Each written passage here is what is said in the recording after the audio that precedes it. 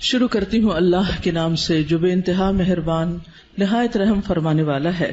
علم کیا نہیں، نشرح ہم نے کھول دیا، لکا آپ کے لیے، صدرک سینہ آپ کا، ووضعنا اور اتار دیا ہم نے، عنکا آپ سے، وزرک بوجھ آپ کا، الذی وہ جس نے، انقض توڑ دی تھی، ظہرک کمر آپ کی، ورفعنا اور بلند کیا ہم نے، لکا آپ کے لیے، ذکرک ذکر آپ کا، فإن پس یقیناً، مع ساتھ، العسری تنگی کے، یسرا آسانی ہے، ان یقیناً، مع ساتھ، العسری تنگی کے، یسرا آسانی ہے، فإذا پس جب، فرغتا فارغ ہو جائیں آپ، فانصب تو محنت کیجئے، وإلی ربک اور طرف اپنے رب کے، فرغب پس رغبت کیجئے۔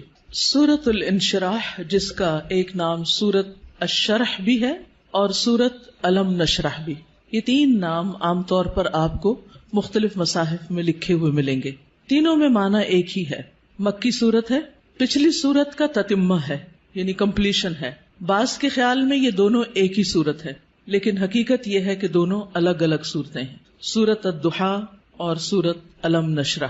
سورۃ الضحیٰ میں بھی رسول اللہ صلی اللہ علیہ وسلم پر اللہ سبحانہ تعالیٰ کے انعامات کا ذکر ہے، اور اس سورت میں بھی آپ صلی اللہ علیہ وسلم پر اللہ سبحانہ تعالیٰ نے جو انعامات کیے، احسانات کیے، ان کا ذکر ہے۔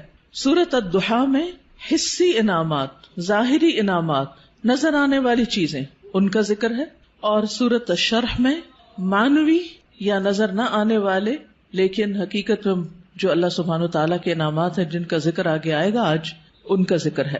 حقیقت یہ ہے کہ کوئی بھی نعمت کسی کو بھی جب ملتی ہے تو اس پر لازم ہوتا ہے کہ وہ اس کا شکر ادا کرے۔ سورۃ الضحیٰ کے آخر میں آپ صلی اللہ علیہ وسلم کو بتا دیا گیا کہ آپ شکر ادا کرنے کے لیے کیا کیا کریں۔ کیا بتایا گیا؟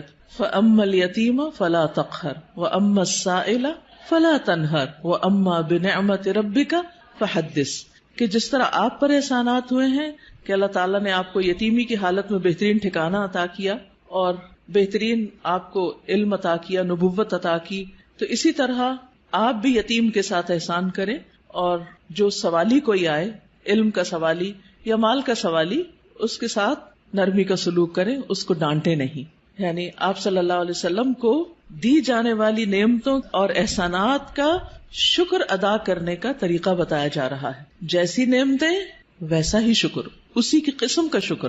اور اس صورت میں بھی ہم دیکھتے ہیں کہ جن احسانات کا ذکر ہے، بعد میں اسی طرح کے شکر ادا کرنے کی بات ہے۔ اور یہاں چونکہ مانوی نعمتیں ہیں، جیسے وحی الہی ہے، اور اللہ سبحانہ تعالیٰ نے آپ کے لیے جو آسانیاں کی اور آپ کا ذکر خیر جو بلند کیا، تو اس پر آپ کو حکم دیا جا رہا ہے کہ آپ اپنے رب کی طرف توجہ کیجئے، اس کی عبادت کیجئے، جب فارغ ہو جائیں تو بھی اپنے رب کی طرف رغبت کیجئے۔ انسان جب کسی بھی نعمت کا شکر ادا کرتا ہے تو اللہ تعالیٰ کا وعدہ ہے کہ وہ اس نعمت کو بڑھا دیتا ہے اور زیادہ عطا کرتا ہے۔ ہمیں بھی اللہ تعالیٰ نے مختلف طرح کی نعمتیں اور ٹیلنٹس دے رکھے ہیں، بعض اوقات ہم اپنے ان ٹیلنٹس کو فل کیپیسٹی میں استعمال نہیں کرتے، نتیجہ کیا ہوتا ہے؟ ہماری صلاحیتوں کو زنگ لگ جاتا ہے۔ لیکن جتنا زیادہ ہم ان کو استعمال کرنے لگتے ہیں، جتنا زیادہ ہم ان کو دینے لگتے ہیں، اور خاص طور پر اگر کوئی شخص دین کی دعوت دینے والا ہو یا تعلیم دینے والا ہو، تو ایک استاد یا ایک داعی جتنا زیادہ اپنے مدعو کے ساتھ یا اپنے طالب علم کے ساتھ، اسٹوڈنٹ کے ساتھ محنت کرتا ہے، اس کے لیے قربانی کرتا ہے، اس کو سکھانے کی اور اس کو دینے کی کوشش کرتا ہے، تو اس کا علم اور تجربہ اتنا زیادہ بڑھتا چلا جاتا ہے۔ نہ صرف یہ کہ علم اور تجربہ بڑھتا ہے، بلکہ شاگردوں کے دل میں اس کے لیے محبت اور اس کے لیے رسپیکٹ اور اس کی قدر کا جذبہ بھی اسی طرح بڑھتا ہے۔ ہم سب بھی اپنے اپنے وقت میں طالب علم رہے اور ہم سب جانتے ہیں کہ کس استاد کا ہماری نظر میں کیا مقام تھا،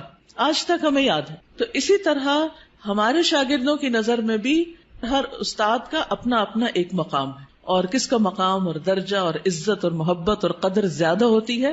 جو اپنے شاگردوں کے لیے جتنا زیادہ مخلص ہوتا ہے، وہ علم دینے کے کام کو یا نبوت کا کام کو پیشہ نہیں ہوتا۔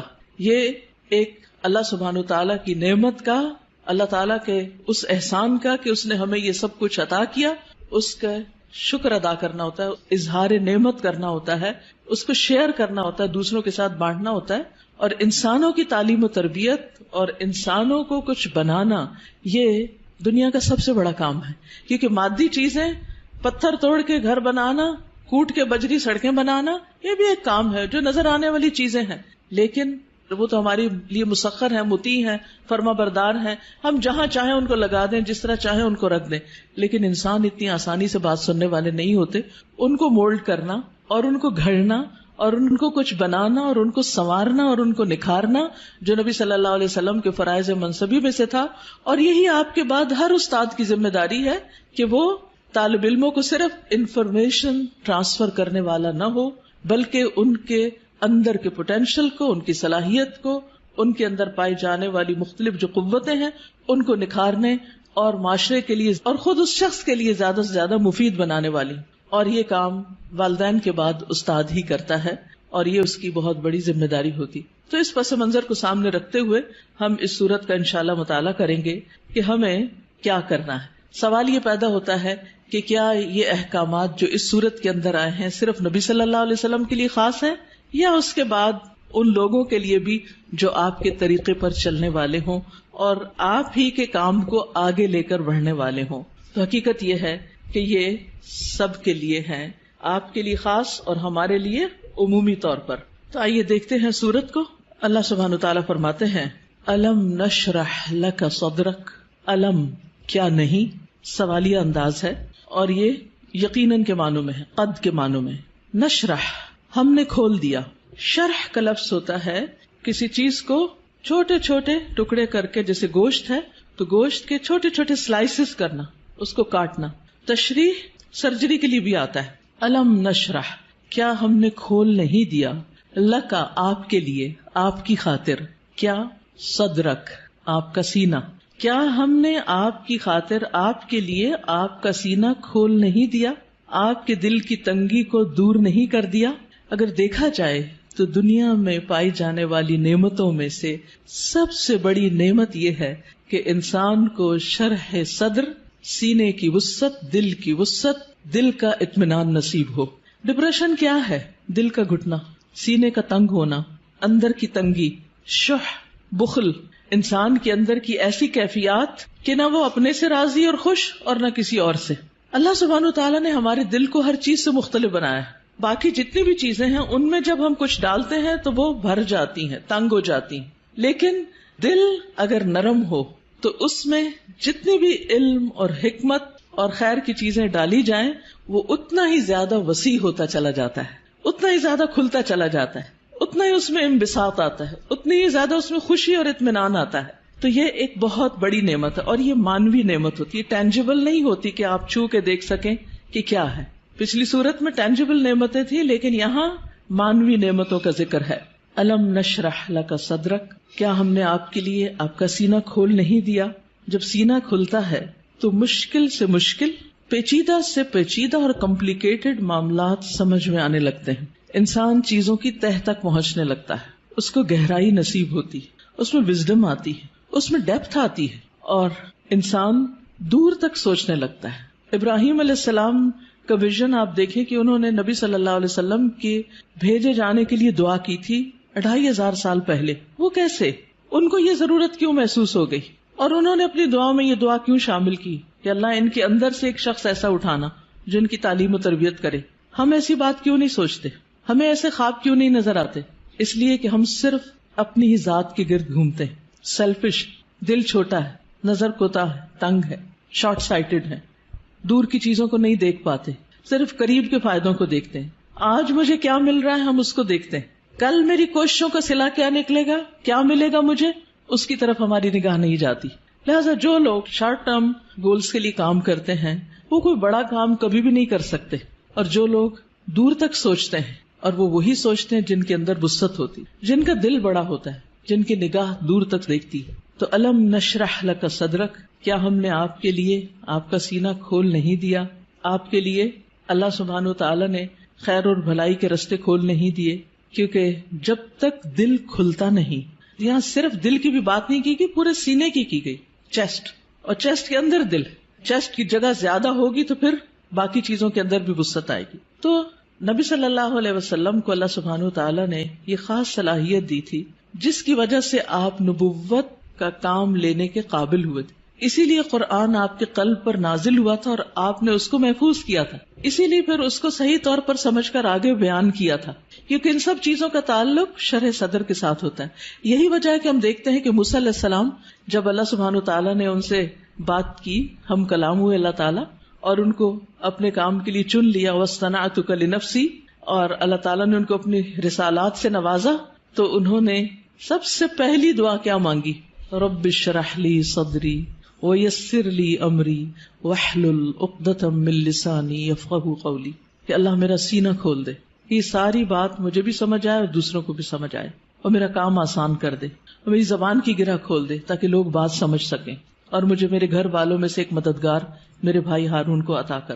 تو بہرحال اللہ سبحانہ تعالیٰ جس کے ساتھ بھلائی کا ارادہ کرتا ہے، من یرد اللہ بہ خیرا یفقہہ فی الدین، اور پھر افمن شرح اللہ صدرہ، کیا بھلا وہ جس کا سینہ اللہ نے کھول دیا، فہو علی نور من ربہ، اور وہ اپنے رب کی طرف سے ایک نور پر ہو. تو جس کا سینہ اللہ تعالیٰ کھول دے، اور خصوصاً جس کو اللہ ہدایت دینا چاہتا ہے، صحیح راستہ دکھانا چاہتا ہے، تو اس کے بارے میں کیا فرمایا؟ من یرد ان یہدیہ یشرح صدرہ للاسلام، جس کو اللہ ہدایت دینا چاہتا ہے اس کا سینہ اسلام کے لیے کھول دیتا ہے، اس کو وسعت عطا کر دیتا ہے، اس کے دل میں پھر اسلام کی محبت پیدا ہو جاتی، وہ اس کے لیے کچھ کرنا چاہتا ہے. اور ساری قربانیاں اس کے بعد ہی ہوتی ہیں جب انسان کا سینہ کھل جاتا ہے. اور پھر آپ دیکھیں کہ سینہ تنگ کب ہوتا ہے، دل تنگ کب ہوتا ہے؟ جب لوگ ہم پہ باتیں کرتے ہیں، جب لوگ ہمیں ہرٹ کرتے ہیں، تو پھر ان کی طرف سے ہمارا دل تنگ ہو جاتا ہے، پھر ہم معاف نہیں کر سکتے، پھر ہم اپنے دل میں حسد اور بغض اور ان چیزوں کو بھر لیتے ہیں، پھر ہم ان لوگوں کے ساتھ خیر اور بھلائی نہیں کر سکتے. لیکن آپ دیکھیے کہ پیغمبروں کو لوگوں نے کون سا لقب ہے جو نہیں دیا، ساحر، کاہن، مجنون، شاعر، نہ جانے کیا کچھ. لیکن کیا انہوں نے ان باتوں کو دل میں رکھا اور لوگوں سے انتقام لیے اور جوابی کارروائیاں کی، یا ان کو معاف کر کے پھر بھی ان کی ہدایت کی دعائیں کرتے رہے؟ جنہوں نے پتھر مارے طائف کے سفر پر، آپ نے ان کے لیے کیا کیا؟ ان کے لیے بھی دعائیں کی. ہر موقع پر، نہ صرف یہ کہ نبی صلی اللہ علیہ وسلم نے، بلکہ باقی پیغمبروں میں. آج بھی جو شخص واقعی سچے دل سے اسلام کی خدمت کرنا چاہتا ہے، یعنی جس کے دل میں اسلام کی خدمت کا جذبہ ہے، اسے لازمی طور پر اپنے دل کی وسعت کے لیے دعا کرنی، اسے اپنے دل کو کھلا کرنا ہوگا، اسے لوگوں کو معاف کرنا ہوگا، اسے لوگوں کی غلطیوں سے درگزر کرنا ہوگا. اس کے علاوہ بعض لوگوں نے اس کا یہ معنی بھی بیان کیا ہے کہ نبی صلی اللہ علیہ وسلم کا شق صدر کیا گیا تھا، آپ کے سینے کو واقعی لٹرلی کھولا گیا تھا 2 مرتبہ، ایک دفعہ بچپن میں اور ایک دفعہ بڑے ہو کر معراج کے موقع پر. اور اس میں کیا ہوا تھا کہ آپ صلی اللہ علیہ وسلم کے پاس جبریل آئے، انہوں نے آپ کا سینہ کھولا، ساتھ ان کے سونے کا پیالہ تھا جس میں زمزم کا پانی تھا، آپ کا دل نکالا گیا اور پھر اسے زمزم کے پانی سے دھویا گیا اور واپس اس میں ایمان اور حکمت بھر کے اندر رکھ دیا گیا. تو لٹرلی بھی آپ کے سینے کو کھول کر آپ کو، یعنی کہ آپ کے دل کو صاف کر دیا گیا، اور اس میں کسی کے لیے کسی طرح کبھی کوئی حسد، بغض اور کوئی بھی چیز باقی نہ رہی. اور آج اسی چیز کی ہم سب کو بھی ضرورت ہے کہ ہمارے دلوں میں کسی کے لیے کوئی نفرت اور کوئی بھی حسد اور بغض نہ ہو، لوگوں کو معاف کرنا جانے اور خوش رہیں، مطمئن رہیں. ایسے ہی دلوں کے اندر ایمان آتا ہے، ایمان بڑھتا ہے، ایمان کی زینت ہوتی ہے، اور پھر ایسے ہی لوگوں کو ہدایت ملتی ہے، حق کی معرفت ملتی ہے. تو الم نشرح لک صدرک، جب سینہ کھلتا ہے تو انسان تقدیر پر بھی راضی ہو جاتا ہے. انسان چھوٹی چھوٹی باتوں کو لے کے بیٹھ نہیں جاتا، انسان اپنے وقت کو ضائع نہیں کرتا، انسان تقدیر پر راضی ہو جاتا ہے. انسان کا پھر عبادت میں دل لگتا ہے، عبادت کی طرف لپکتا ہے، عبادت کی طرف دوڑتا ہے. نماز پھر قرۃ عین لگتی ہے، آنکھوں کی ٹھنڈک لگتی، نماز پھر بوجھ نہیں لگتی. اللہ تعالیٰ کے کسی بھی حکم کو اپنانا مشکل نہیں لگتا، اور یہ صرف اس وقت ہوتا ہے جب انسان کا سینہ کھل جاتا ہے. الم نشرح لک صدرک، اور پھر کوئی بات سمجھنے میں رکاوٹ نہیں آتی. انسان بنا کہے دوسروں کی باتیں سمجھنے لگتا ہے، اسے دوسروں کی ضروریات نظر آنے لگتی ہیں، وہ دوسروں کی کیئر کرنے لگتا ہے. دوسری نعمت جس کا ذکر کیا گیا، وَوَضَعْنَا عَنْكَ وِزْرَكَ، اور ہم نے اٹھا دیا آپ سے، ہٹا دیا آپ سے، وزرک آپ کا بوجھ. وضع عن کا مطلب ہوتا ہے کسی چیز کو اٹھا لینا، اور وزر کہتے ہیں بھاری بوجھ کو. اور وزر قرآن مجید میں گناہ کے معنی میں بھی آتا ہے، ذنب کے معنی میں بھی. اب یہاں نبی صلی اللہ علیہ وسلم سے ان کے بوجھ ہٹا دیے گئے. اور یہاں پر آپ دیکھیں سورۃ الضحیٰ میں جو انداز تھا وہ کیا تھا کہ الم یجد کا یتیمن، سیکنڈ پرسن، الم یجد کا یتیمن، کیا اس نے آپ کو یتیم نہ پایا، فآوا ووجدک ضالا فہدی ووجدک عائلا فاغنی. لیکن یہاں زیادہ پرسنل انداز ہے، ووضعنا عنک وزرک، ہم نے آپ کا بھاری بوجھ آپ سے ہٹا دیا. اس بوجھ سے مراد کیا ہے؟ اس کے کئی معنی لیے گئے. نمبر ایک یہ کہ آپ کے دل پر نبوت سے پہلے جو ایک خاص بوجھ تھا، آپ کے ذہن میں کچھ سوالات تھے جن کا آپ جواب چاہتے تھے، آپ زندگی میں کچھ کرنا چاہتے تھے. آپ صلی اللہ علیہ وسلم اسی لیے شہر کو چھوڑ کر پہاڑ پر چلے جاتے، ہرا میں چلے جاتے تھے. تو جب اللہ سبحانہ وتعالیٰ نے آپ کو قرآن دیا، نبوت دی، تو آپ کے سوالوں کے جواب آپ کو ملنے لگے اور آپ کے بوجھ آپ سے دور ہو گئے. اسی طرح یہ معنی بھی کیا جاتا ہے کہ آپ صلی اللہ علیہ وسلم پر جو وحی کے نازل ہونے کے بعد ایک خاص کیفیت طاری ہو گئی تھی، آپ کے اندر ایک خوف کی کیفیت تھی. آپ واپس گئے اور آپ اپنی بیوی سے کہنے لگے کہ آپ مجھے کمبل اڑا دیں، چادر اڑا دیں. اور پھر حضرت خدیجہ جو تھی انہوں نے آپ کی کیئر کی، آپ کا خیال رکھا. آپ کو اللہ تعالیٰ نے بہترین مددگار دیے. آپ کے پیغام پر سب سے پہلے حضرت خدیجہ ہی ایمان لے آئیں. پھر اسی طرح حضرت ابو بکر جو آپ کے دلی دوست تھے وہ آپ پر ایمان لے آئے. تو یہ جو وحی کی کیفیت تھی اور یہ جو فرشتے کو دیکھ کر آپ پر ایک خوف اور ایک بوجھ پڑ گیا اور آپ پر ایک پریشانی آ گئی، اور پھر کچھ عرصے کے لیے جیسے وحی کا سلسلہ منقطع بھی ہوا، اس میں بھی آپ پر پریشانی آئی، تو اللہ سبحانہ تعالیٰ نے وہ سارے بوجھ آپ سے ہٹا دیے، وہ پریشانیاں آپ کی دور کر دی. اسی طرح یہ معنی بھی کیا جاتا ہے کہ نبوت سے پہلے کے 40 سال جو آپ کے اللہ تعالیٰ کی عبادت میں نہیں گزرے تھے، جس کا آپ کو ملال تھا، تو وہ کیفیت بھی آپ سے دور کر دی گئی.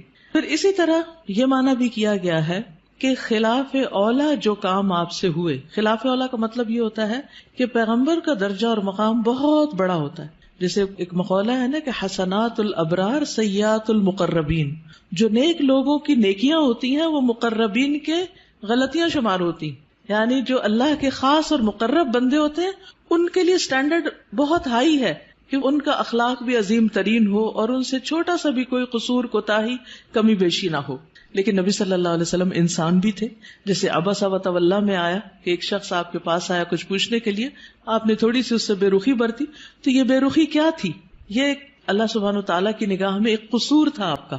تو وزر کا معنی قصور بھی کیا گیا ہے. تو اللہ تعالیٰ نے وہ بھی آپ کا اگلے پچھلے سب قصور معاف کر دیے اور آپ کے بوجھ آپ سے ہٹا دیے. وَوَضَعْنَا عَنْكَ وِزْرَكَ الَّذِي أَنْقَضَ ظَهْرَكَ، وہ جس نے آپ کی کمر توڑ دی، یعنی آپ کو جس کا بہت زیادہ بوجھ محسوس ہوتا تھا. نقیض ہوتا ہے کسی چیز کو اس طرح توڑنا کہ اس میں سے کڑکڑانے کی آواز ہو، یعنی کڑکڑاہٹ. جیسے چارپائی کے اوپر اگر زیادہ لوگ بیٹھ جائیں تو کیا ہوتا ہے، یا کبھی کرسی کے اوپر کوئی بھاری شخص بیٹھ جائے تو اس کے اندر سے جو آواز نکلتی ہے نا، تو وہ کیا کہلاتی ہے؟ نقیض کہلاتی ہے. تو انقض ظہرک یعنی جس نے آپ کی پیٹھ کو بوجھل کر دیا تھا، آپ کے اوپر ایسی ذمہ داری آ پڑی تھی کہ آپ اس کی وجہ سے بہت دبے ہوئے یا آپ بہت اس کی وجہ سے بوجھل محسوس کر رہے تھے، تو اللہ سبحانہ تعالیٰ نے وہ بھی آپ سے دور کر دیا. وَرَفَعْنَا لَكَ ذِكْرَكَ، اور آپ کا ذکر خیر بلند کر دیا، یعنی آپ کو شہرت عطا کی، آپ کو بلندی عطا کی. نہ صرف یہ کہ آپ کو، بلکہ آپ کے ذکر کو، یعنی آپ کے نام کو، آپ کے مقام کو، آپ کے درجے کو بہت بلندی ملی. اور اس کے لیے ایک حدیث میں آتا ہے کہ نبی صلی اللہ علیہ وسلم نے فرمایا کہ جبریل علیہ السلام میرے پاس آئے اور کہا کہ آپ کا رب کریم پوچھتا ہے کہ آپ کیا جانتے ہیں کہ میں نے آپ کے ذکر کو کس طرح بلند کیا ہے؟ رفعنا لک ذکرک کیسے ہوا؟ میں نے جواب دیا کہ اس حقیقت کو اللہ تعالیٰ ہی بہتر جانتے ہیں. تو اللہ تعالیٰ نے فرمایا کہ آپ کے ذکر کی بلندی کی کیفیت یہ ہے کہ جہاں میرا ذکر کیا جائے گا وہاں آپ کا بھی ذکر کیا جائے گا، یعنی نبی صلی اللہ علیہ وسلم کا ذکر بھی. اب اسی لیے ہم دیکھتے ہیں کہ جب ایک شخص مسلمان ہوتا ہے تو کیا پڑھتا ہے؟ لا الہ الا اللہ اور محمد الرسول اللہ، یعنی اسلام میں انٹر ہونے کے لیے جو کلمہ پڑھا جاتا ہے. اسی طرح اشہد ان لا الہ الا اللہ و اشہد ان محمدن عبدہ و رسولہ. پھر اسی طرح آپ دیکھیے کہ 5 وقت جو نماز ہوتی ہے آذان، اس میں اشہد ان لا الہ الا اللہ و اشہد ان محمد الرسول اللہ. پھر نماز میں تحیات اور پھر اس کے بعد درود شریف، اس میں بھی نبی صلی اللہ علیہ وسلم کا ذکر ہوتا ہے. پھر اسی طرح جب بھی جہاں بھی جو بھی آپ کا نام لے ساتھ آپ کے اوپر درود و سلام بھیجے، پڑھنے والا بھی اور سننے والا بھی.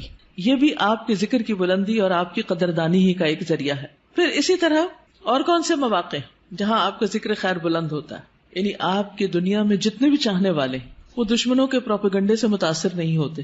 اب دیکھیے اس وقت کتنی ہی ایسی ویب سائٹس ہیں اور کتنے ہی ایسے فورمز ہیں کہ جہاں نبی صلی اللہ علیہ وسلم کے خلاف بہت عجیب و غریب قسم کی باتیں کی جاتی ہیں. ایک عام مسلمان بھی جب ان کو پڑھتا ہے تو وہ یقین نہیں کرتا یا ایک دم غصے میں بھی آ جاتا ہے اور اس کے دل میں آپ صلی اللہ علیہ وسلم کی محبت جاگ اٹھتی. اور جس محفل میں بھی اور جہاں بھی آپ کا ذکر کرتا ہے کوئی بھی مومن، وہ محبت سے، عقیدت سے اور احترام سے ہی آپ کا ذکر کرتا ہے. پھر اسی طرح آپ دیکھیے کہ دنیا میں شاید ہی کوئی ہو کہ جس کو آپ کے بارے میں علم نہ ہو، آپ کی خبر نہ ہو، اور کوئی بھی شخص خواہ وہ یہودی ہو یا عیسائی ہو یا کوئی اور ہو، اس وقت تک مسلمان نہیں ہو سکتا جب تک کہ وہ آپ پر ایمان نہ لائے. آپ کی نبوت قیامت تک کے لیے ہے. آپ پر جو کتاب نازل ہوئی قرآن مجید وہ ہمیشہ کے لیے محفوظ ہے. باقی انبیاء کے معجزات ان کے ساتھ ہی دنیا سے ختم ہو گئے، لیکن نبی صلی اللہ علیہ وسلم کا معجزہ کیا ہے؟ قرآن مجید. یعنی جہاں قرآن کا ذکر آتا ہے وہاں آپ کا ذکر آتا ہے کہ آپ پر نازل ہوا. اور پھر اس طرح بھی آپ کا ذکر خیر ہوتا ہے، آپ کے درجات میں بلندی ہوتی ہے. جمعے کو خطبہ دیا جاتا ہے یا کوئی بھی لیکچر دیا جاتا ہے تو ہم شروع میں کیا کہتے ہیں؟ نحمدہ ونصلی، اللہ کی حمد و ثنا اور نبی صلی اللہ علیہ وسلم کا ذکر، آپ پر درود و سلام. آپ صلی اللہ علیہ وسلم کی باتیں جو ہیں ان کو جس طرح محفوظ کیا گیا اور اس کے لیے جو کوششیں ہوئی اور لاکھوں لوگوں نے اس میں جو محنتیں کی، وہ بھی آپ صلی اللہ علیہ وسلم کی شان کو بلند کرنے کا ذریعہ ہے. کیونکہ آپ کا کلام باقی لوگوں کے کلام سے بہت مختلف، یعنی آپ کی جو گفتگو تھی، آپ کی جو احادیث ہیں، اوتی تو جوامع الکلم، اور اسی طرح کچھ اور بھی خصوصیات، یعنی اس پر کتابیں بھی لکھی گئی ہیں کہ نبی صلی اللہ علیہ وسلم کے خاص خصائص کیا تھے جس کی وجہ سے آپ کا درجہ باقیوں کے مقابلے میں بلند ہے. وَرَفَعْنَا لَكَ ذِكْرَكَ، اب کرنا کیا چاہیے؟ فَإِنَّ مَعَ الْعُسْرِ يُسْرًا، آپ کو تسلی دی جا رہی کہ یقیناً تنگی کے ساتھ آسانی بھی ہے. تنگی کیا تھی؟ یعنی آپ صلی اللہ علیہ وسلم جب نبوت کا کام کرتے تھے، یعنی لوگوں کو اسلام کی طرف بلاتے تھے، تو لوگ آپ کی بات نہیں مانتے تھے. خصوصاً مکہ میں، یہ سورت مکی ہے، مکہ میں آپ کی بہت مخالفت ہوتی تھی. تو اس میں آپ دیکھیے کہ نبی صلی اللہ علیہ وسلم کو تسلی دی جا رہی ہے کہ عسر کے ساتھ یسر بھی ہے، ساتھ ہی ہے. یعنی جہاں تنگی ہے وہیں آسانی بھی ہے. یہ نہیں کہا کہ تنگی کے بعد آسانی ہے، بلکہ جہاں مشکل ہوگی وہاں آسانی بھی ہوگی. یعنی جب آپ لوگوں کو اسلام کی بات بتائیں گے تو کچھ لوگ انکار کریں گے، لیکن اس کے ساتھ ساتھ کچھ لوگ اس دعوت کو قبول بھی کریں گے. وہ آپ کے ساتھی بنتے چلے جائیں گے، آپ کے مددگار ہوں گے، آپ کے سپورٹرز ہوں گے، آپ کے ساتھ بڑے بڑے کام کریں گے مل کر. تو یہ آپ کے لیے آنکھوں کی ٹھنڈک ہوں گے، آپ کے لیے خوشی کا سبب ہوں گے. لیکن یہ خوشی کب نصیب ہو سکتی ہے؟ جب آگے بڑھ کر آپ ان کو اسلام کی طرف بلائیں گے اور ان کو دین کی تعلیم دیں گے. تو آپ دیکھیے کہ نبی صلی اللہ علیہ وسلم کے لیے بھی اس میں سبق ہے اور ہم سب کے لیے بھی. فَإِنَّ مَعَ الْعُسْرِ یسرا، اور پھر ان مع العسر یسرا، تکرار ہے، یقیناً تنگی کے ساتھ آسانی. اس میں آپ دیکھیے دونوں لفظ جو ہیں ان میں ایک کے ساتھ ال آیا ہے اور ایک تنوین کے ساتھ آیا. ال جو ہے جب کسی لفظ پر آ جاتا ہے تو وہ لفظ کیا ہو جاتا ہے؟ خاص، پراپر ناؤن ہو جاتا ہے، یعنی کسی خاص چیز کی طرف اشارہ ہے. لہذا دونوں دفعہ العسر ہے، ان دونوں کا مطلب ایک ہی ہے. لیکن یسرا، یسر کیا ہے؟ یسرن اسم نکرہ، نکرہ میں کیا پایا جاتا ہے؟ میں کئی دن سے اب یہ لفظ دہرا رہی ہوں. کیا پایا جاتا ہے؟ تفخیم. تفخیم، تفخیم کیا ہوتا ہے؟ فخامہ کیا ہوتا ہے؟ کسی چیز کو بڑا کرنا. تو یسر کیا ہے؟ یسر زیادہ ہے، تنگی کا موقع کم ہے. آپ دیکھیے کہ عموماً کیا ہوتا ہے، کوئی بھی کسی بھی چیز میں جب ہم تنگ ہوتے ہیں یا مشکل وقت ہوتا ہے یا ہم بیمار ہوتے ہیں یا کچھ، تو وہ مواقع یا اوقات کم ہوتے ہیں، لیکن عام طور پر جو ایک طرح سے نارمل حالات ہیں وہ زیادہ ہوتے ہیں. کہیں چوٹ لگتی ہے، درد ہوتی ہے، کہ خون بہتا ہے، کچھ ہوتا ہے تو تھوڑی دیر کے لیے ہوتا ہے، پھر اس کے بعد آہستہ آہستہ ٹھیک ہو جاتا ہے، چلی جاتی ہے وہ تکلیف.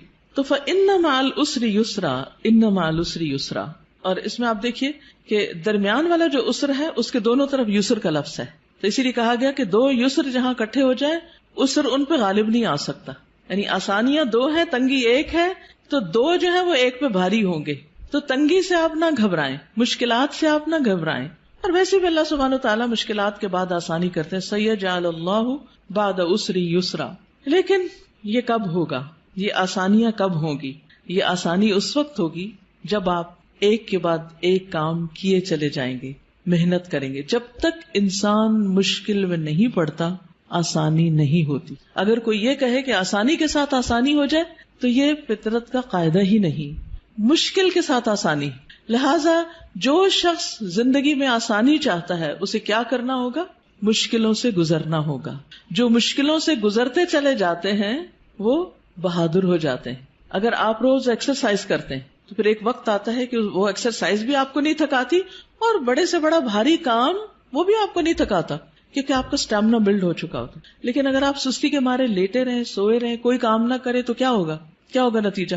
آپ کچھ بھی زیادہ نہیں کر سکیں گے، کولیپس کر جائیں گے، آپ کے مسل ڈیڈ ہو جائیں گے، آپ کوئی بھاری کام نہیں کر سکیں گے. لیکن آپ دیکھیے کہ ایک شخص جس نے بچپن سے بہت مشکلات دیکھی ہوں، بڑے ہو کر اس کا حوصلہ اتنا بلند ہوتا ہے کہ بڑی بڑی باتیں اس کے نزدیک کچھ بھی نہیں ہوتی. وہ کہتے ہیں یہ بھی کوئی بات ہے. لیکن ایک شخص جس کی زندگی بہت آسانیوں میں گزری، اس نے کوئی تنگی کا وقت نہ دیکھا ہو، تو وہ چھوٹی سی مشکل سے بھی بہت زیادہ گھبرا جاتا ہے، اس کا مقابلہ نہیں کر سکتا. اسی طرح جو لوگ اپنا ذہن استعمال کرتے رہتے ہیں، اپنا دماغ استعمال کرتے رہتے ہیں، مثلا میتھمیٹکس ہے یا کوئی بھی سبجیکٹ ہے، آپ اس کو پڑھتے رہیں کرتے رہیں وہ اتنا آسان ہو جاتا ہے کہ پھر آپ کی ٹپس پر آ جاتا، اتنی ہی آپ کے اندر تیزی آ جاتی.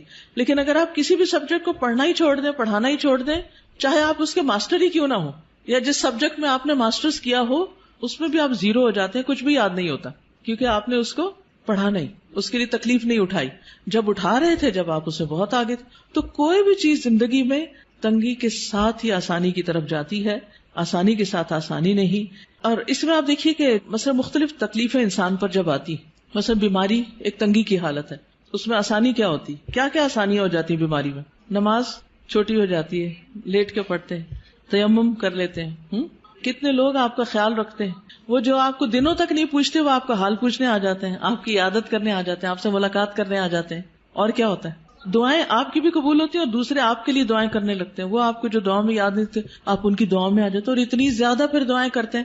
بچہ بیمار ہو جائے تو ماں کی دعاؤں کا حال دیکھیں، ماں بیمار ہو جائے تو بچے کی دعاؤں کا حال دیکھیں. تو یہ ساری آسانیاں کس کے ساتھ ہیں؟ اس ایک بیماری کی مشکل کے ساتھ. ریسٹ بھی ملتا ہے انسان کو، ساری ذمہ داریاں کاموں کو انسان چھوڑ کے سویا رہتا ہے. عام طور پر آپ کو سونے کا وقت نہیں ملتا. جو نارمل روٹین میں آپ کام کاج کر رہے ہوتے ہیں وہ ثواب بھی آپ کو ساتھ ساتھ مل رہا ہوتا ہے. فَإِنَّ مَعَ الْعُسْرِ يُسْرًا، إِنَّ مَعَ الْعُسْرِ يُسْرًا. اب کرنے کا کام کیا ہے؟ یسر کب ہوگی؟ فَإِذَا فَرَغْتَ فَانْصَبْ. جب آپ فارغ ہوں تو کیا کریں؟ محنت کریں. یہ عجب کانسیپٹ ہے. ہم جب فارغ ہوتے ہیں، ٹرم ختم ہوتی ہے، سیشن ختم ہوتا ہے، تو پھر ہم ہالیڈیز کرتے ہیں، آرام کرتے ہیں، ریلیکس کرتے ہیں، کام کاج چھوڑ دیتے ہیں، سوئے رہتے ہیں. سنڈے کا دن کیسے گزارتے ہیں؟ کام کم کرتے ہیں. نبی صلی اللہ علیہ وسلم کو کیا حکم دیا گیا؟ فَإِذَا فَرَغْتَ فَانْصَبْ. جب آپ ایک کام سے فارغ ہو جائیں تو دوسرے میں آ جائیں. مثلا اگر آپ جہاد کے کام سے فارغ ہوئے، تعلیم کے کام سے فارغ ہوئے تو اللہ کے ذکر اور نماز اور تہجد کی طرف. آپ دیکھیے کہ سارا دن آپ کے کام ہوتے تھے اور پھر رات ہوتی تھی تو آپ عبادت میں کھڑے ہو جاتے تھے، لیکن اسی سے تو آپ کے درجے بلند ہوئے کہ آپ کو مقام محمود ملا. تو جو شخص محنت کرتا ہے اسی کو بلندیاں ملتی. اور یہی سبق ہم سب کے لیے ہے کہ کام کے بعد آرام نہیں، کام کے بعد کام اور پھر کام اور پھر کام.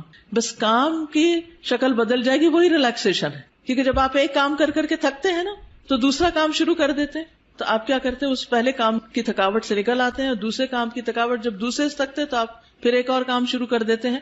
تو وہ جو بدل بدل کے آپ کام کرتے رہتے ہیں اس میں آپ کے لیے آسانی ہو جاتی ہے. فن سب کا ایک مطلب نصب کرنا بھی ہوتا ہے، نصب کا مطلب گاڑنا بھی ہوتا ہے. یعنی جب آپ باقی کاموں سے فارغ ہو جائیں تو پھر اللہ کی عبادت کے لیے کھڑے ہو جائیں. آپ کتنا قیام کرتے تھے، کتنا کھڑے ہوتے تھے، پاؤں سوج جاتے تھے. جب آپ کو کہا گیا کہ آپ کے تو اگلے پچھلے سارے گناہ معاف ہو گئے ہیں تو آپ نے کیا فرمایا؟ افلا اکون عبدا شکورا، کیا میں اللہ کا شکر گزار بندہ نہ بنوں؟ ہم شکر کیسے ادا کرتے ہیں؟ صرف زبانی کلامی. کیا کسی نعمت کے ملنے پر ہم پہلے سے زیادہ اللہ کی طرف راغب ہوتے ہیں؟ کوئی بھی نعمت، دین کی، دنیا کی. اور فن سب اس محنت کو کہتے ہیں جو انسان کو تھکا دے، تھکا دینے والی محنت. فارغ ہوں تو تھکا دینے والی محنت کریں. اسی لیے آپ دیکھیں کہ ویسٹ میں کیا کانسیپٹ ہے، لوگ سارے دن کے کام کے بعد سیدھا کہاں جاتے ہیں؟ جم جاتے ہیں اور جم جا کے کیا کرتے ہیں؟ ورک آؤٹ کرتے ہیں، وہ پسینہ بہنے لگتا ہے، اور ہم کہاں جاتے ہیں؟ بستر پہ جاتے ہیں، کھانے پہ جاتے ہیں، کام کے بعد کام، سخت محنت. اب دیکھیے فَإِذَا فَرَغْتَ فَانْصَبْ، اسے کس نے لے لیا؟ جو آج دنیا میں ترقی کر گئے، اور ہم جو الٹے چل رہے ہیں پیچھے ہی جا رہے ہیں. الٹا چلنے والے پیچھے جاتے ہیں. ہم نے اس قرآن کو سمجھا ہی نہیں اور اس کے مطابق عمل کیا ہی نہیں. وَإِلَىٰ رَبِّكَ فَارْغَب، صرف ورک آؤٹ کر کے تھکنا مراد نہیں ہے، بلکہ اپنے رب کی طرف رغبت کرنا ہے، اپنے رب کی طرف رجوع کی. اب دیکھیے کہ انسان جس سے محبت کرتا ہے نا، تو جب انسان تھک جاتا ہے نا، تو پھر اس کا کیا دل چاہتا ہے؟ اب اس سے بات کرے، اب اس سے ملاقات کرے. تو جو اللہ سے محبت کرتا ہے وہ دنیا کے کام کاج سے جب تھکتا ہے تو نماز کی طرف راغب ہوتا ہے، تاکہ اللہ سے بات کرے، اللہ کا ذکر کرے، اللہ کو یاد کرے. نبی صلی اللہ علیہ وسلم نے حضرت فاطمہ کو کیا سکھایا تھا؟ سارے دن کے کام کار کر کے تھک جاتی تھی، خادم دیا یا کچھ اور؟ تسبیحات. یہ تسبیحات پڑھ لیا کرو، تھکاوٹ دور ہو جائے گی. اور واقعی آپ بھی پڑھ کے دیکھیے، اِلَىٰ رَبِّكَ فَارْغَب، تھکاوٹ دور ہو جائے گی، انسان بالکل ریلیکس ہو جاتا ہے. جب انسان اور کام کر کر کے تھک جاتا ہے نا، تو میں تو ہمیشہ سمجھتی ہوں کہ نماز ریلیکس کرنے کے لیے آتی، ذکر بھی ہو رہا ہوتا ہے، ایکسرسائز بھی ہو رہی ہوتی. جب آپ پڑھ کے اٹھتے ہیں تو بالکل یوں ریلیف ملتا ہے جیسے وَوَضَعْنَا عَنْكَ وِزْرَكَ، سارے بوجھ اتر گئے، سارے گلے شکوے ختم، جو مشکلات ہیں ان کے لیے دعا کر لی، اللہ تعالیٰ کے آگے رو دھو لیے، دل کے بوجھ بھی اتر گئے، جسمانی بوجھ بھی اتر گئے. ویسے بھی کہ کوئی ہے ہماری سننے والا، تو یہ اسی کو نصیب ہوتا ہے جو اللہ کی طرف رغبت کرتا ہے. اسی طرح بعض اس کا معنی یہ بھی لیا ہے کہ نماز پڑھنے کے بعد پھر آپ ایک دم اٹھ نہ جائیں، بلکہ نماز کے بعد کے اذکار کریں. اسی طرح دنیا کے کاموں کے بعد عبادت کریں، عبادت کے بعد دنیا کے کام کریں، یعنی ایک کام کے بعد دوسرا کام. اس طرح ایک بیلنس ہوتا ہے، کیونکہ بہت سے لوگ جو دین کی دعوت دیتے ہیں بس وہ پڑھنے پڑھانے میں لگے رہتے ہیں، عبادت سے غافل ہو جاتے ہیں. عبادت ایکولی امپورٹنٹ ہے، ذکر اذکار ایکولی امپورٹنٹ ہے. نتیجہ کیا ہوتا ہے؟ طرح طرح کی مشکلات کا شکار ہو جاتے. پھر وہ ایک روحانی اسٹرینتھ اور ایمانی قوت نہیں ہوتی، لہٰذا وہ آنے والے چیلنجز اور مشکلات کا مقابلہ نہیں کر سکتے. وہ جو بڑے جذبوں کے ساتھ ایک کام شروع ہوتا ہے وہ کیا ہوتا ہے؟ نیچے بیٹھ جاتا ہے اور انسان پیچھے ہٹنے لگتا ہے. تو اس لیے بہت ضروری ہے کہ انسان دنیا کا کام اور اس کے ساتھ ساتھ عبادت کا کام، دین کی تبلیغ کا کام اور اس کے ساتھ ساتھ اللہ کا ذکر اور عبادت، یہ پرفیکٹ بیلنس قائم کر دیتا ہے. ورنہ نبی صلی اللہ علیہ وسلم نے فرمایا، یا ابن آدم، اے آدم کے بچے، تفرغ لعبادتی، اللہ سبحانہ وتعالیٰ فرماتے ہیں اے آدم کی اولاد میری عبادت کے لیے فارغ ہو، وقت نکالو. املا قلبک غنا، میں تمہارے دل کو غنا، بے نیازی سے بھر دوں گا، دل کو راحت دے دوں گا. واملا یدیک رزقا، اور تیرے دونوں ہاتھ رزق سے بھر دوں گا، رزق دوں گا تمہیں. یا ابن آدم، اے آدم کے بیٹے، لا تبعد منی، مجھ سے دور نہ ہونا، عبادت سے منہ نہیں موڑنا. فاملا قلبک فقرا، ورنہ تیرے دل کو محتاجی سے بھر دوں گا.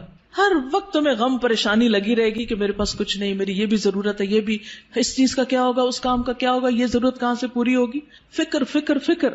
واملا یدیک شغلا، اور تیرے دونوں ہاتھ کام سے بھر دوں گا، تجھے کاموں سے فرصت نہیں ملے گی اور تیرے دل کو پریشانی سے نجات نہیں ملے گی. کیوں؟ اس لیے کہ تو عبادت کے لیے وقت نہیں نکالتا.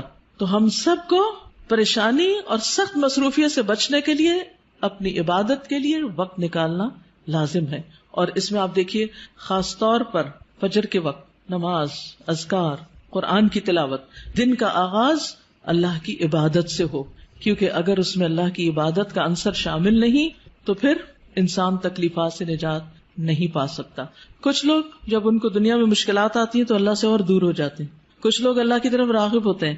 اب کل ہی کسی نے مجھے فون کیا کہ میرا ایک بھائی ہے، حافظ قرآن ہے، لیکن دین سے دور ہو گیا ہے کیونکہ اس کو کوئی جاب نہیں ملی، اس کو بیماری لاحق ہو گئی وغیرہ وغیرہ. اب نمازوں میں بھی کوتاہی ہے اور قرآن بھی نہیں پڑھتا. میں نے کہا اس کا حل صرف یہی ہے کہ وہ ان دو چیزوں کی پابندی شروع کرے، ساری مشکلات دور ہو جائیں گی. اور دوسرا بھائی کہتی ہے اس کو بھی پریشانی آئی تھی لیکن وہ اور زیادہ اللہ کی طرف راغب ہو گئے، جاب بھی اچھی مل گئی اور ویسے بھی خوشحال مطمئن ہے، زندگی بھی ٹھیک گزر رہی.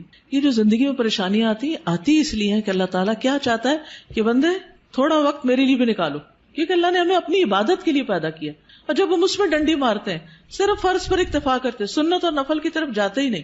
یعنی اذا فرغت فانصب میں یہ بھی معنی لیا گیا ہے کہ فرض نماز کے بعد سنتوں کا اہتمام کرو، نفلوں کا اہتمام کرو، صرف فرض پر اکتفا نہ کرو. تو جب ہم فرائض میں ڈنڈی مارنے لگتے ہیں تو ہمارے کام ختم ہی نہیں ہوتے اور تھکاوٹ ختم ہی نہیں ہوتی اور پریشانیاں ختم ہی نہیں ہوتی. تو حل کس میں ہے؟ عبادت میں. ہم سب سوچیں کہ اپنی فرصت کے اوقات کو کیسے گزارتے ہیں. کامیاب وہی ہے جو فراغت کے لمحات کا بیسٹ استعمال جانتا ہو، بہترین استعمال جانتا ہو. وقفات التدبریہ میں نمبر 7 ہے الم نشرح لک صدرک وانما خص الصدر. یہاں صدر یعنی سینے کو مخصوص کیا گیا ہے لأنه محل احوال النفس من العلوم والادراکات، کیونکہ وہ دل کے حالات، نفس کے احوال کا ٹھکانہ ہوتا ہے. یعنی سارے غم، پریشانیاں، دکھ، خوشیاں، ہر چیز دل میں ہی ہوتی ہے، سینے میں ہی ہوتی ہے. والادراکات، اور جتنے بھی ہمارے پرسپشنز ہیں وہ سب بھی. والمراد، مراد کیا ہے؟ الامتنان علیہ صلی اللہ علیہ وسلم بفتح صدرہ وتوسیعہ. نبی صلی اللہ علیہ وسلم پر اللہ تعالیٰ کے احسان کا ذکر ہے، آپ کے سینے کے کھلنے اور اس کے وسیع ہونے، ایکسپینڈ ہونے کے بارے میں. حتی قام بما قام بہ من الدعوہ، اسی وجہ سے آپ دعوت کے کام کو اچھی طرح انجام دے سکے، اس کو قائم کر سکے. وقدر علی ما قدر علیہ، اور وہ قادر ہو سکے جس پر بھی وہ قادر ہوئے. من حمل آباء النبوت، نبوت کے بوجھ اٹھانے کے، وحفظ الوحی، اور وحی کی حفاظت یا اس کو یاد کرنے کے. یعنی اسی لیے آپ صلی اللہ علیہ وسلم نے جو کام کیا اتنا بڑا 23 سال کے اندر، اس دل کی وسعت، سینے کی وسعت کی وجہ سے ہی کر سکے. بڑا شخص وہ ہوتا ہے جس کا سینہ اور دل بڑا ہوتا ہے، چھوٹا پن دل کا چھوٹا پن ہوتا ہے. وَمَن يُوقَ شُحَّ نَفْسِهِ فَأُولَٰئِكَ هُمُ الْمُفْلِحُونَ. جو دل کی تنگی سے بچایا گیا وہی دراصل کامیاب ہونے والے ہیں. السؤال لماذا خص الصدر في الآية الكريمة وما المراد بذلك. اس آیت کریمہ میں، آیت کریمہ صرف لا الہ الا انت سبحانک نہیں، ہر آیت کریمہ ہوتی. اس معزز آیت میں سینے کو کیوں خاص کیا گیا ہے اور اس سے مراد کیا ہے؟ کیونکہ سارے ہمارے جو احساسات، جذبات، سارے کے سارے دل سے متعلق ہوتے ہیں، سینے سے متعلق ہوتے ہیں. اور پھر اس سے مراد یہ ہے کہ سینے کی وسعت کے ساتھ ہی انسان وسیع کاموں کے قابل ہوتا ہے. نیکسٹ پیج کو دیکھیے.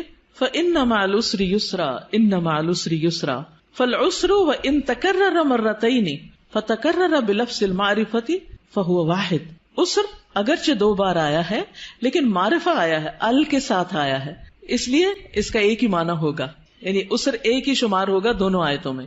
وَالْيُسْرُ تَكَرَّرَ بِلَفْظِ النَّكِرَةِ، اور یسر جو ہے